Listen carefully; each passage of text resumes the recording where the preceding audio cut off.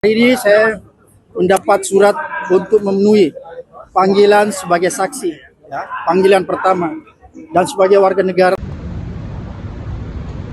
Ya, mantan Ketua KPK Abraham Samad memenuhi panggilan penyidik Polda Metro Jaya dalam kasus tudingan ijazah palsu milik Presiden ke-7 RI Joko Widodo atau Jokowi pada hari ini Rabu, tanggal 13 Agustus 2025. Berdasarkan pantauan, Abraham beserta rombongan tiba di gedung Direktorat Reserse Kriminal Umum Polda Metro Jaya, Kebayoran Baru, Jakarta Selatan, sekira pukul 10.32 waktu Indonesia Barat. Ia hadir dalam kapasitasnya sebagai saksi terlapor. Terdengar lagu Maju Tak Gentar dinyanyikan rombongan yang dipimpin salah seorang wanita dengan menggunakan toa.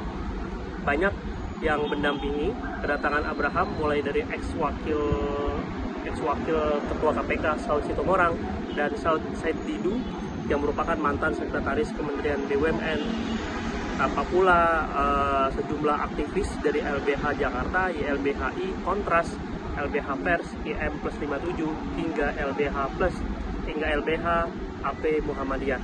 Abraham menuturkan kehadirannya di hadapan aparat penegak hukum kali ini sebagai bentuk kepatuhan terhadap proses hukum sekaligus contoh kepada masyarakat. Menurut Abraham, pemanggilan dirinya bukan soal pribadi, melainkan konsekuensi dan aktivitasnya selama ini dalam menyuarakan edukasi publik melalui media digital. Demikian. Hari ini saya mendapat surat untuk memenuhi panggilan sebagai saksi, ya, panggilan pertama, dan sebagai warga negara.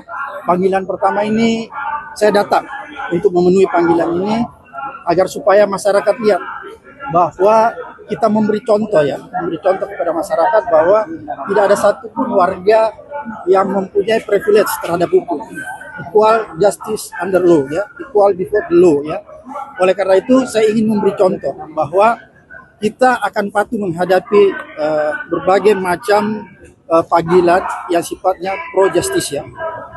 Itu yang pertama. Kemudian yang kedua, yang ingin saya tegaskan bahwa ini bukan tentang saya, ya, karena pemanggilan terhadap saya adalah serangkaian, ya, serangkaian dengan apa yang saya lakukan selama ini, yaitu memberitakan, ya, lewat podcast saya memberitakan dan menjadi forum diskusi untuk memberikan edukasi, pencerahan, dan kritikan yang bersifat konstruktif agar supaya masyarakat paham tentang hak-hak dan kewajibannya.